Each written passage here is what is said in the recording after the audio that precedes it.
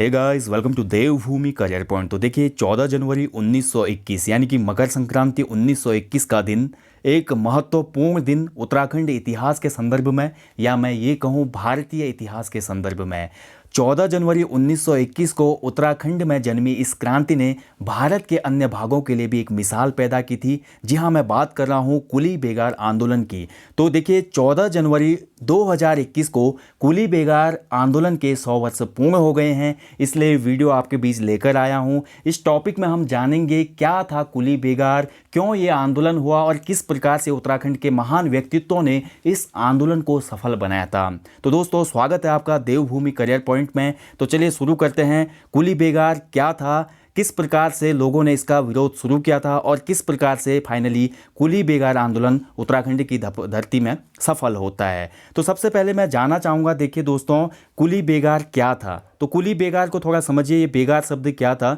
तो देखिए कुली बेगार की जो परंपरा थी, ये राजशाही परंपरा हम इसको बोल सकते हैं। उत्तराखंड की धरती में जब कत्यूरी शासन चल रहा था, तो कत्यूरी शासक जब भी गांव में विजिट के लिए जाता था, तो गांव के स्थानीय लोग निःशुल्क उसकी मदद करने आ जाते थे, यानी कि सेवा भाव करते थे। उसका सामान ढोना हो या उनकी खातिरदारी करना हो, जो भी राजा के साथ दरबारी लोग जाते थे। धीरे धीरे ये प्रथा आगे बढ़ने लगी। उसके बाद कुमाऊं का चंद वंश आता है, गढ़वाल में परमार पंवार वंश चल रहा है, इसके बाद गोरखा शासक आते हैं। तो उस टाइम तक भी कुली बेगार जो था वो चलता जा रहा था। ठीक है, अब कुली बेगार में बेगार शब्द का अभिप्राय यह है कि बेगार का मतलब होता है बिना मजदूरी दिए जबरदस्ती काम करवाना। बहुत ही सरल भाषा में मैं आपको समझाऊंगा, बिना मजदूरी दिए जबरदस्ती काम करवाना। इसके बाद देखिए गोरखा शासन काल तक तो यहाँ की प्रजा बिल्कुल कुछ विरोध ही नहीं कर पाई। उसका साफ सा रीजन ये था कि गोरखा लोग बहुत ही खतरनाक थे। जनता यहाँ की बहुत ज़्यादा डरती थी गोरखाओं से। ठीक है, त्राही त्राही हो जाती थी जब भी गोरखा लोग आते थे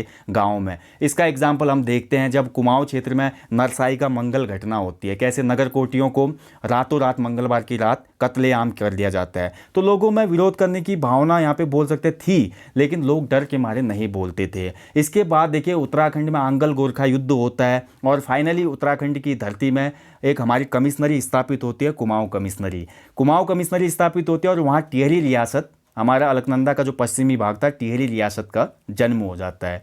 टिहरी रियासत में भी बड़ा बेगार चलते रहता है, यानी कि वहाँ पे भी कुली बेगार जो हमारी प्रथा थी वो कंटिन्यू रहती है। और यहाँ पर ब्रिटिशर्स के टाइम पर भी हमारी कुली बेगार प्रथा कंटिन्यू रही। ये बात चल रही है कुमाऊं कमिश्नरी की स्थापना के समय, यानी कि 1815 की मैं बात कर रहा हूँ।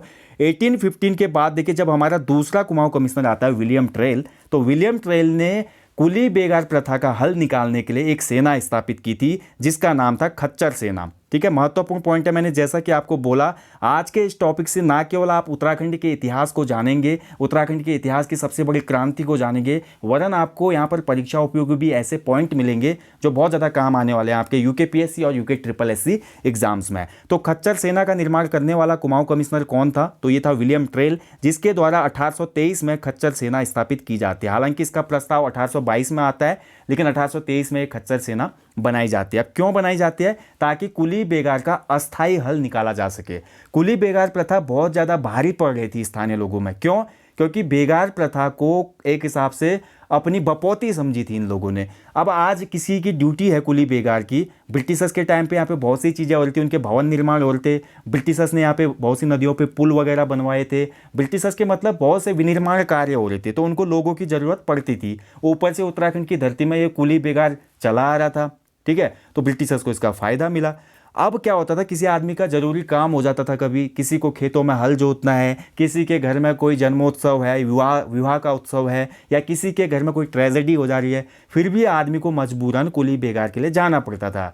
तो इस समय देखिए ट्रेल के मन में थोड़ा आया कि हमारा एक टेम्पररी यहाँ पे सॉल्यूशन ढूंढा जाए, तो इसके लिए खच्चर सेना स्थापित कर दी जाती है। खच्चर सेना का काम था कि जो कैंटोनमेंट होते थे उसमें ब्रिटिशर्स के, वहाँ पर जब भी सामान वगैरह आता था तो वो सामान खच्चर की मदद से ढोया जाता था, लेकिन इससे भी रिलीफ नहीं मिलता है। ठीक है, इसके बाद देखिए दोस्तों, आगे का जो समय है हमारा 20वीं शताब्दी की हम बोल सकते हैं उत्तरार्ध तक, यानी कि सन 1900 तक उत्तराखंड में छोटे मोटे विरोध होते रहे, लेकिन प्रत्यक्ष तौर पे कुली बेगार का विरोध नहीं हुआ। लेकिन सबसे पहले देखिए उत्तराखंड की धरती में हम बात करते हैं कुली बेगार का प्रत्यक्ष विरोध कब हुआ और क्यों हुआ। सबसे बड़ा रीज़न है क्यों हुआ, क्योंकि देखिए 1874 में एक हमारा अधिनियम आता है, जिसको हम बोलते हैं शेड्यूल डिस्ट्रिक्ट एक्ट। आपको पता है जब 1815 में कुमाऊं कमिश्नरी की स्थापना हुई थी तो इसको नॉन रेगुलेटिंग एरिया रखा गया था, यानी कि गैर विनियमित प्रांत। उस समय बंगाल प्रेसिडेंसी, मद्रास प्रेसिडेंसी या कलकत्ता प्रेसिडेंसी बोल सकता हूँ मैं, और साथ ही हमारे बॉम्बे प्रेसिडेंसी, वहाँ पे जो भी नियम कानून लागू होते थे ना ब्रिटिशर्स के, वो इस हमारे क्षेत्र में लागू नहीं होते थे, यानी कि कुमाऊं कमिश्नरी में लागू नहीं होते थे वो नियम। इसीलिए हमारे एरिया को नॉन रेगुलेटिंग एरिया बोला गया। लेकिन उसके बाद 1838 में रेगुलेशन 10 आता है और रेगुलेशन 10 के अंतर्गत कुछ धाराएं यहाँ पे प्रत्यारोपित हो जाती हैं। उसके बाद 1874 का वर्ष आता है, कमिश्नर बैठा हुआ है गद्दी पर, कौन? हमारा Henry Ramsay. Schedule district act के नाम से इसको जाना जाता है, जिला अधिसूचित अधिनियम। तो जिला अधिसूचित अधिनियम में ये बोला जाता है कि जो हमारी कुली बेगार प्रथा है इसको कानूनी मान्यता दी जाए, यानी कि जैसा चल रहा है वैसा चलने दो। लोग यहाँ पर निःशुल्क काम कर रहे हैं बिना पैसे के, करने दो, हमको क्या करना। ब्रिटिशर्स का तो ऐसा यहाँ पे फंडा था। तो फाइनली क्या होता है, 1874 का जो ये जिला अधिसूचित अधिनियम आता है, इसके बाद कुली बेगार को कानूनी मान्यता मिल जाती है, जिसका प्रत्यक्ष विरोध होना शुरू हो जाता है। और फाइनली एक डेट आती है 21 जुलाई 1903 की। 21 जुलाई 1903 अल्मोड़ा का खत्याड़ी गांव, जहां पर लोगों के द्वारा प्रत्यक्ष विरोध किया गया कुली बेगार प्रथा का। यहाँ के गांव वासियों ने साफ बोल दिया कि हम कुली बेगार नहीं देंगे, हम फ्री में काम नहीं करेंगे। तो उस समय देखिए ब्रिटिशर्स ने कानून बनाया था, इसको कानून का उल्लंघन करने पर दंड मिलता था या उन पे धारा लग जाती थी। तो फाइनली गांव के कुछ लोगों पे भी धारा लगी और इलाहाबाद हाईकोर्ट में इसका फैसला आया। तो इलाहाबाद हाईकोर्ट ने ये बोला कि कुली बेगार प्रथा गलत है, कुली बेगार प्रथा गलत है। फिर भी ये नहीं किया गया कि कुली बेगार प्रथा को यहाँ पर एबॉलिश नहीं किया जाता। ठीक है, अब इस बार देखिए, अब हम यहाँ पे देख सकते हैं 1903 में इतनी बड़ी घटना हो जाती है। उसके बाद देखिए हमारा अल्मोड़ा अखबार वगैरह है, अल्मोड़ा अखबार में भी जिक्र होता है उस समय इसका। हालांकि स्टार्टिंग दौर में अल्मोड़ा अखबार जो था वो ब्रिटिशर्स का राजभक्त था। जब बद्रीदत्त पांडे के हाथ में कमान आती है ना 1913 में अल्मोड़ा अखबार की, तब जाके अल्मोड़ा अखबार ब्रिटिशर्स के खिलाफ लिखना शुरू करता है। ठीक है, तो यहाँ पर देखिए 1903 में एक घटना होती है और वहाँ गढ़वाल के लोग क्या करते हैं, 1908 में एक एजेंसी स्थापित कर देता है, कुली एजेंसी। ठीक है, इस प्रथा का जो कुली बेगार प्रथा चली थी इसका हल निकालने के लिए एक एजेंसी भी गढ़वाल में स्थापित होती है, जिसको हम जानते हैं कुली एजेंसी के नाम से। ठीक है, जिसके हमारे संस्थापक थे जोध सिंह नेगी जी। बाद में इस कुली एजेंसी को नाम भी दिया गया transport and supply cooperative association. ठीक है, इसका मुख्यालय पौड़ी में था, जबकि इसका कार्य बिंदु कोटद्वार में था। तो कुमाऊं में भी आती है कुली एजेंसी, लेकिन फेल हो जाती है क्योंकि कुमाऊं में बहुत ज़्यादा बुद्धिजीवी भी बैठे हुए थे। उसमें गोविंद बल्लभ पंत हैं, हरगोविंद पंत है, बद्रीदत्त पांडे जी हैं, चिरंजी लाल शाह हैं, एक से एक यहाँ पर बोल सकते हैं बुद्धिजीवी लोग बैठे थे। उन्होंने बोला भैया कुली एजेंसी तो कोई हल ही नहीं है। कुली एजेंसी का काम ये होता था, कुली एजेंसी लोगों से छोटा छोटा टैक्स लेती थी और लोगों के बदले श्रम करने के लिए स्थायी मजदूरों को भेज देती थी। समझ पाए कुली एजेंसी का जो कॉन्सेप्ट था क्या था। 1908 में जब कुली एजेंसी स्थापित होती है तो इस कुली एजेंसी को स्थापित करने का पर्पज यह था ताकि एजेंसी के माध्यम से हम स्थायी जो लेबर होते हैं उनको ब्रिटिशर्स का काम करने भेजें और गांव वाले फ्री हो जाएं। इसके एवज में गांव वाले क्या करेंगे, कुली एजेंसी को थोड़ा बहुत चंदा देंगे। ठीक है, अब जब ये कुमाऊं एजेंसी में, कुमाऊं के रीजन में जाती है कुली एजेंसी, तो कुमाऊं के लोग बोलते हैं भैया हम चंदा क्यों दें, हम अपना ही चंदा देंगे, अपने तरफ से लेबर क्यों भेजे ब्रिटिशर्स के लिए, क्या ब्रिटिशर्स क्या कर रहे हैं ऐसा जो हम उनके लिए काम करें। तो यहाँ पर तो कुली एजेंसी फेल हो जाती है, हालांकि गढ़वाल में चलते रहती है। ठीक है, इसके बाद देखिए उत्तराखंड की धरती में आंदोलनों का दौर शुरू हो जाता है, क्योंकि 1910-11 के टाइम पीरियड पे वन आंदोलन भी तीव्र हो जाते हैं। तो वन आंदोलन तीव्र होते हैं तो उत्तराखंड के अन्य आंदोलन को यहाँ पे गति मिलती है। और इसके बाद फाइनली हम देखते हैं 1916 का टाइम आ जाता है, यानी कि 1916 का टाइम। और 1916 में उत्तराखंड राज्य में बोल सकते हैं या कुमाऊं कमिश्नरी के अंतर्गत जो क्षेत्र था या वर्तमान उत्तराखंड का परिदृश्य जो था, यहाँ पर एक क्षेत्रीय संगठन जन्म लेता है जिसको हम कुमाऊं संघ कहते हैं। कुमाऊं संघ या कुमाऊं परिषद एक ही बात है, कुमाऊं यूनियन। ठीक है, अभी क्वेश्चन आएगा एग्जाम में तो कंफ्यूज ना होइएगा, कुमाऊं संघ कुमाऊं परिषद एक ही बात है। तो देखिए जैसे हमारी भारतीय राष्ट्रीय कांग्रेस थी, राष्ट्रीय स्तर का एक संगठन था, तो वहाँ पर हमारे जितने भी अधिवेशन होते थे कांग्रेस के, यहाँ के लोकल लीडर जाते थे लेकिन अपनी बात ये रख ही नहीं पाते थे आगे। ठीक है, तो इस वजह से क्या हुआ, 1916 में इन लोगों ने डिसाइड किया कि हम अपना एक क्षेत्रीय संगठन बनाएंगे। और इस क्षेत्रीय संगठन को बनाने का मुख्य उद्देश्य था उत्तराखंड राज्य में हो रहे आंदोलनों को गति देना, वो चाहे वन आंदोलन हो या हमारा कुली बेगार आंदोलन हो। इसके बाद 16 में जैसे कुमाऊं परिषद की स्थापना होती है, 17 में इसका पहला अधिवेशन होता है, और उसके बाद 18 में सेकंड होता है, 19 में तीसरा होता है, और उसके बाद 1920 में इसका चौथा अधिवेशन होता है। जैसे 1920 का चौथा अधिवेशन होता है तो इस अधिवेशन की अध्यक्षता करते हैं हरगोविंद पंत। और हरगोविंद पंत जो थे हमारे, ये गरम दल के नेता माने जाते हैं। इन्होंने बोला बहुत हो गया ड्रामा, अब तो हम करेंगे हंगामा, ठीक है। तो यानी कि 1920 में पहली बार कुमाऊं परिषद के अधिवेशन में ये प्रस्ताव लाया गया कि उत्तराखंड की धरती से कुली बेगार प्रथा का अंत होना चाहिए। देखिए आपको कितने महत्वपूर्ण परीक्षा उपयोगी पॉइंट मिल रहे हैं, आप इनको अच्छे से याद रखिएगा, ठीक है। तो देखिए कुमाऊं परिषद के किस अधिवेशन में प्रस्ताव लाया गया था कुली बेगार प्रथा को अंत करने का, तो ये हमारा बोल सकते हैं 1920 के अधिवेशन में, ठीक है। और ये बहुत ही महत्वपूर्ण अधिवेशन था। इसके बाद देखिए ऐतिहासिक दिन आता है 14 जनवरी 1921 का। 14 जनवरी 1921 उत्तराखंड के इतिहास का स्वर्णिम दिन इसको हम बोल सकते हैं, क्योंकि इसी दिन पर बद्रीदत्त पांडे जी के नेतृत्व में 10,000 लोगों ने कुली बेगार के जितने भी रजिस्टर थे उनको फाड़ कर सरयू नदी में बहा दिया। सरयू नदी बात कर रहा हूँ मैं अभी, उत्तरायणी का मेला होता है 14 जनवरी हमेशा, क्योंकि उत्तरायणी का मेला होता है और बागेश्वर का बहुत फेमस है, ठीक है। तो हाल में क्वेश्चन भी बना था सबसे प्राचीन मेला कौन है, तो बागेश्वर आया था। तो बागेश्वर के उत्तरायणी मेले के दिन बद्रीदत्त पांडे जी ने 10,000 लोगों की मौजूदगी में कुली बेगार के रजिस्टर जो थे नदी में बहा दिए, ठीक है। अब वहाँ पर देखिए डाइबिल भी आया हुआ था उस समय, जो हमारा वहाँ पर एक बोल सकते हैं जो हमारे ब्रिटिशर्स को लीड करने वाला जो व्यक्ति था ना, मतलब पुलिस वगैरह भी आ गई वहाँ पे, धारा लग गई, लेकिन कहाँ 10,000 लोग, कहाँ 400-500 सैनिक। तो डाइबिल जो था वो झुक गया यहाँ पे, और लोगों ने और बद्रीदत्त पांडे जी ने कुली बेगार के जितने भी दस्तावेज थे उन दस्तावेजों को पानी में बहा दिया, ठीक है। पानी में बहा दिया यानी कि सरयू में अर्पित कर दिया। और यहीं पर उत्तराखंड की धरती पर अनौपचारिक रूप से कुली बेगार प्रथा का अंत हो जाता है। यानी कि अभी ऑफिशियल तौर पे नहीं हुआ है, लेकिन अनऑफिशियल तरीके से हम देखते हैं कि कुली बेगार का यहाँ पे अंत हो जाता है। यही डेट मानी जाती है एग्जाम में भी, उत्तराखंड की धरती से कुली बेगार प्रथा का अंत कब हुआ, तो 14 जनवरी 1921 को हुआ।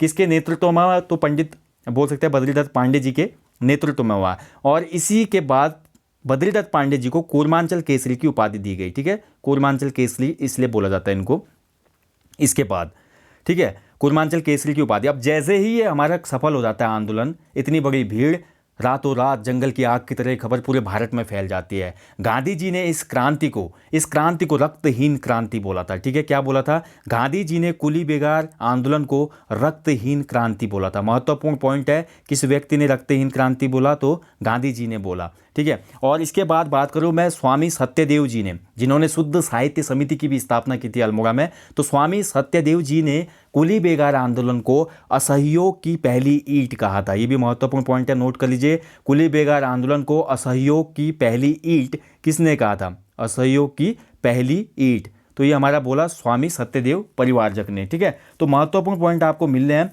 इसके बाद देखिए दोस्तों गढ़वाल क्षेत्र में भी हमारा बेगार आंदोलन शुरू हो जाता है, और फाइनली 1923 में गोविंद बल्लभ पंत द्वारा प्रांतीय काउंसिल में ये मामला उठाया जाता है कि इसको ऑफिशियल तौर पे बंद कर दो। इसलिए फाइनली क्या होता है, 1923 का जब वर्ष आता है तो 1923 में ऑफिशियल तौर पर कुली बेगार प्रथा का अंत हो जाता है, ऑफिशियल तौर पर, यानी कि गवर्नमेंट का जियो आ जाता होगा, और फाइनली ये बोल दिया जाता है कि कुली बेगार प्रथा को समाप्त कर दिया जाए उत्तराखंड की धरती से, ठीक है। इसलिए देखिए उत्तराखंड की धरती का सबसे सफल या पहला सफल आंदोलन बोला जाता है कुली बेगार आंदोलन को। बहुत ही महत्वपूर्ण है, तो आपको याद रखना है। और 1923 में ही जैसे कुली बेगार आंदोलन की समाप्ति हो जाती है, गढ़वाल में जो 1908 में स्थापित कुली एजेंसी थी, कुली एजेंसी की भी स्थापना 1923 में, कुली एजेंसी की भी यहाँ पे समाप्ति हो जाती है 1923 में। इस पॉइंट को भी याद रखें, क्योंकि भैया जब कुली बेगार जो हमारा प्रथा थी वही समाप्त हो गई, तो फिर कुली एजेंसी की क्या आवश्यकता है। तो 1923 में कुली एजेंसी समाप्त हो जाती है, 1923 में ऑफिशियल तौर पे उत्तराखंड की धरती से कुली बेगार आंदोलन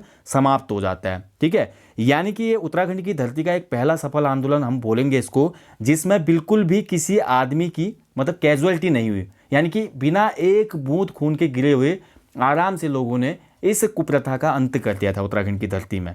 और यहीं से उत्तराखंड की धरती में फिर श्री गणेश भी होता है अन्य आंदोलनों का, ठीक है। उसके बाद तो बहुत से आंदोलन होते हैं। फिर हमारा जैसे असहयोग का टाइम आता है 1930 का, तो वहाँ पे झंडा सत्याग्रह हमको देखने को मिलता है, वन आंदोलन हमको देखने को मिलते हैं। यानी कि जिसको जो आंदोलन करना था, गांधी जी ने बोला सिविल डिसओबीडेंस जो मूवमेंट था उसके अंतर्गत आप कोई भी आंदोलन को इंक्लूड करो, लेकिन करो कुछ तो करो, गांधी जी ने बोला। तो उत्तराखंड की धरती प्रत्यक्ष गवाही दे रही थी उसमें, क्योंकि एक बहुत बड़ा आंदोलन यहाँ पे सफल हुआ था, तो यहाँ के लोग बहुत ही ज़्यादा उत्साहित थे, ठीक है। इसलिए इस आंदोलन की बहुत ज़्यादा मिसाल दी जाती है। यही था पूरा कुली बेगार आंदोलन। बिल्कुल हम संक्षिप्त में समझे कि क्या था कुली बेगार आंदोलन। यानी कि जो प्राचीन काल से चली आ रही परंपरा थी जिसमें बिना मजदूरी दिए जबरदस्ती श्रम करवाया जाता था, उस प्रथा का अंत हुआ था 14 जनवरी 1921 को, ठीक है, सरयू नदी के तट पर बागेश्वर में। इसीलिए 14 जनवरी 2021 को हम देखते हैं इस आंदोलन के 100 वर्ष पूर्ण हो गए और उत्तराखंड के इतिहास का एक स्वर्णिम आंदोलन इसको बोला जाता है। तो आपको जितने भी महत्वपूर्ण पॉइंट यहाँ पे बताए गए इनको आप याद रखिएगा। बहुत ही महत्वपूर्ण ये टॉपिक था आज का, ठीक है। बद्रीदत्त पांडे जी को इसी के बाद पूर्वांचल केसरी की उपाधि भी मिलती है, ये भी आप याद रखिएगा, ठीक है। और किसने बोला रक्तहीन क्रांति? तो गांधी जी ने इसको रक्तहीन क्रांति बोला और स्वामी सत्यदेव जी ने इसको असहयोग की पहली ईंट कहा था, ठीक है। तो ये कुछ पॉइंट है, इनको आप याद रखिए। तो आशा करता हूँ आप समझ पाए होंगे क्या था जो हमारा ऐतिहासिक कुली बेगार आंदोलन था। हम देख सकते हैं उत्तराखंड के जो महान लोग थे उन्होंने किस प्रकार से यूनिटी से इतने बड़े आंदोलन को जन्म दिया और बहुत आसान तरीके से आंदोलन को सफल भी बनाया था। इसलिए संपूर्ण भारत में इस आंदोलन की बहुत ज़्यादा चर्चा हुई थी, बहुत ज़्यादा लोग मोटिवेट हुए थे इस आंदोलन की वजह से, और भारत के अन्य भूभागों में भी इसकी झलक देखने को हमको मिलती है। और गांधी जी ने बहुत ज़्यादा अप्रिशिएट किया था कुली बेगार आंदोलन को। सो गाइस, बस इतना ही है। ऐतिहासिक कुली बेगार आंदोलन के 100 वर्ष पूर्ण होने पर ये टॉपिक आपके समक्ष प्रस्तुत करने का मेरा मन किया, ताकि आप राज्य के इतिहास के बारे में जानें और इससे कुछ महत्वपूर्ण परीक्षा उपयोगी क्वेश्चन आपके बनते भी है, तो ये भी हमारे यहाँ पे क्लियर हो गया। इसके साथ साथ एक टर्म और है, उसको भी आप याद रख लें। कुली उतार भी एक टर्म होती थी, जिसमें क्या होता था, जब भी ब्रिटिशर्स का कोई कारवां आता था तो गाँव वालों को बहुत कम मजदूरी में उनका सामान वगैरह ढोना पड़ता था। इसके अलावा एक और टर्म हमारी एग्जाम में पूछी गई थी, कुली बर्दाश्त क्या था? तो कुली बर्दाश्त का मतलब होता था जब भी हमारा ब्रिटिश अधिकारी या कोई भी बड़ा अधिकारी गांव में जाता था विजिट के लिए, तो बर्दाश्त के मुताबिक उसको फ्री फोकट में वहाँ पर राशन पानी, अंडा, मीट, मुर्गी, मांस देना पड़ता था गांव वालों को, जिसके बदले में कोई भी पैसा नहीं दिया जाता था। यानी कि आप सिंपली इसको डिफाइन कर सकते हैं कि जैसे मेरा एक रेस्टोरेंट मैंने खोला है, कोई आया फ्री फोकट का खा के बिना बिल दिए चले गया, तो ये था कुली बर्दाश्त, ठीक है। और कुली बेगार आप समझ चुके हैं, मजदूरी करवाने पर बिल्कुल भी मजदूरी ना देना या बेहद कम मजदूरी देना। हालांकि जैसे उसने काम किया है 500 रुपये का तो उसको मात्र 5 रुपये देना, ये कुली बेगार था। कुली उतार क्या था? तो जैसे कुली उतार में सामान ढोना पड़ता था, सामान उतारना पड़ता था, बहुत लंबे दूरी तक सामान ले जाना पड़ता था ब्रिटिशर्स का, और उसके लिए भी नाम मात्र देते थे वो 1 पैसा 2 पैसा, जबकि मजदूरी बनती थी 1 रुपया 2 रुपया, ठीक है। वहाँ पर भी वो क्या करते थे, श्रम की चोरी कर देते थे आदमी की। तो ये 3 टर्म आपको याद रखनी है। और ऐतिहासिक कुली बेगार जो हमारा आंदोलन था वो कितना महत्वपूर्ण था उत्तराखंड की धरती में, आपका इस विषय में क्या सोचना है जरूर कमेंट करें दोस्तों। इसके साथ आप हमारी ऑफिशियल एप्लीकेशन को डाउनलोड कर सकते हैं गूगल प्ले स्टोर से। हमारी एप्लीकेशन को जरूर डाउनलोड कीजिएगा, क्योंकि उसमें आपको मिलते हैं उत्तराखंड की विभिन्न परीक्षा उपयोगी महत्वपूर्ण तथ्य, तो इसलिए डाउनलोड जरूर कीजिएगा। वीडियो के डिस्क्रिप्शन बॉक्स में मैंने लिंक दिया है। So guys, thank you for watching. आशा करता हूँ जो हमारे राज्य में घटित हुआ था ऐतिहासिक कुली बेगार आंदोलन, ये अच्छे से आपके समझ में आया होगा। जल्दी मिलेंगे नेक्स्ट टॉपिक में। टिल देन अच्छे से अपनी स्टडी करें, अपना ध्यान रखें दोस्तों। जय हिंद, जय उत्तराखंड।